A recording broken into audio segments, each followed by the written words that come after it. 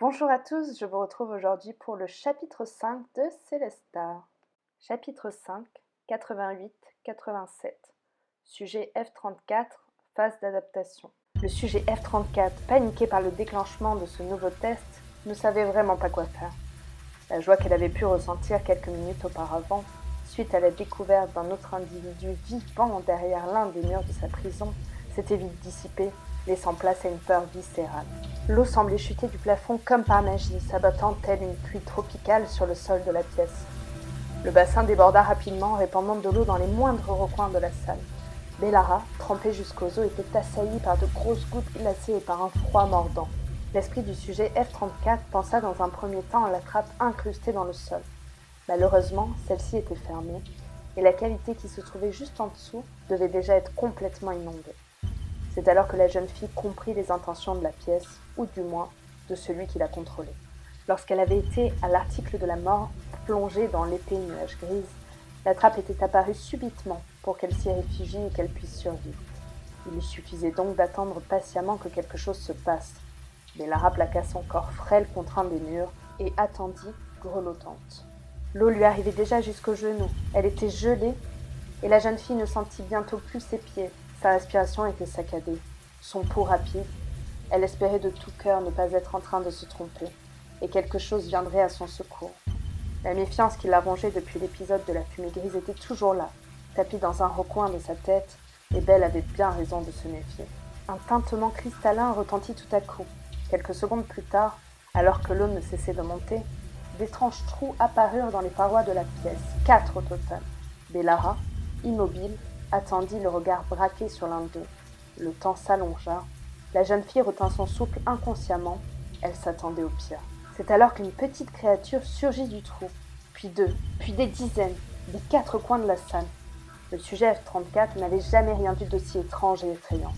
De forme allongée, les bestioles ondulaient telles des serpents dans l'eau claire. Munies de plusieurs têtes, elles semblaient chercher quelque chose. À la vue de ces êtres immondément surprenants, Bellara n'eut qu'une envie, fuir le plus loin possible. Elle resta pourtant immobile, plaquée contre le mur, ne sachant pas comment se protéger de ces choses. Vu leur apparence, elle n'imaginait pas une seule seconde qu'elles puissent être inoffensives. Comme pour lui donner raison, l'un des monstres hideux se tourna subitement vers elle, resta suspendu quelques secondes dans l'eau froide et fonça, ses multiples têtes en avant, vers les jambes du sujet F34. Le cœur de Belle se mit à cogner de façon violente contre sa cage thoracique. Son sang se glaça dans ses veines. La créature approchait à une vitesse déconcertante. La jeune fille ne comprenait pas pourquoi la pièce ne lui venait pas en aide, et c'est alors qu'elle la vit, au niveau du plafond, entre les gouttes, une corde. Elle pendouillait nonchalamment dans le vide. Bellara ne prit même pas le temps de réfléchir. Elle se jeta difficilement vers le centre de la pièce, handicapée par l'eau qui lui sciait les jambes, esquiva l'étrange animal qui n'était plus qu'à quelques centimètres de sa chair et balança ses bras en direction de la corde. Ses doigts glissèrent sur le cordage mouillé, et Lara chuta lourdement dans l'eau au milieu des monstres aquatiques.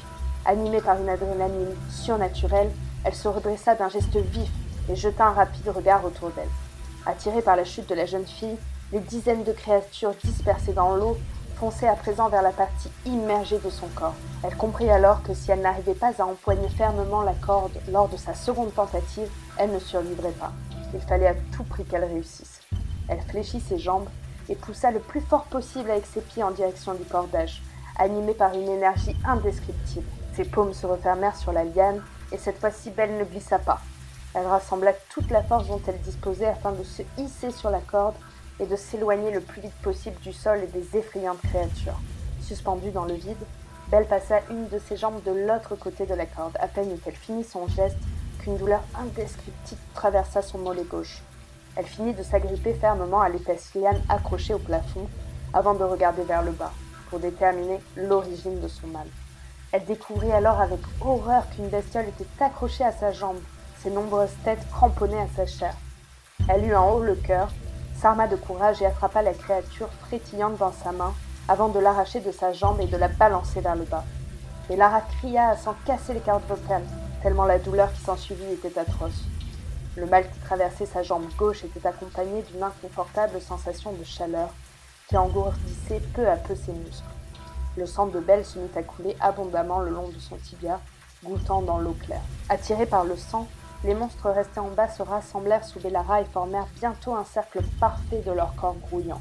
En équilibre dans le vide, la corde coincée entre les jambes, le sujet F-34 reprit doucement ses esprits. La jeune fille regarda les animaux aquatiques amassés sous elle et comprit qu'ils se nourrissaient de sang, de son sang. Elle déchira son t-shirt et entreprit de panser sa blessure, tout en essayant de garder son équilibre. Si elle retombait dans l'eau, elle était morte. Une fois le textile fermement attaché à sa jambe, le sang cessa de couler et les créatures se dispersèrent. Bellara scruta le niveau de l'eau inquiète, mais à son grand soulagement, il avait cessé d'augmenter et bientôt la pluie s'arrêta. Perchée dans une position inconfortable sur sa liane, elle n'avait plus qu'à attendre. Attendre que l'eau et les créatures disparaissent d'une façon ou d'une autre. Elle reporta alors son attention sur sa jambe douloureuse. Elle ne la sentait plus. Elle tenta de remuer son pied, mais rien ne se produisit. Elle comprit avec une horreur immense que l'affreux ver lui avait injecté un puissant venin. Tout à coup, son corps se fit plus léger et elle se sentit cotonneuse. Son front se mit à perler de sueur et son esprit se troubla. Sous elle, l'eau commençait déjà à être évacuée par des ouvertures béantes au niveau du sol, emportant les créatures avec elle. Il était temps, car Bellara perdit subitement connaissance et chuta sur le sol encore humide de la pièce. Je suis arrivée à la fin de ce chapitre 5, voilà un chapitre où il y a pas mal d'action. J'espère que ça vous a plu, que vous avez passé un bon moment, et je vous retrouve pour la suite.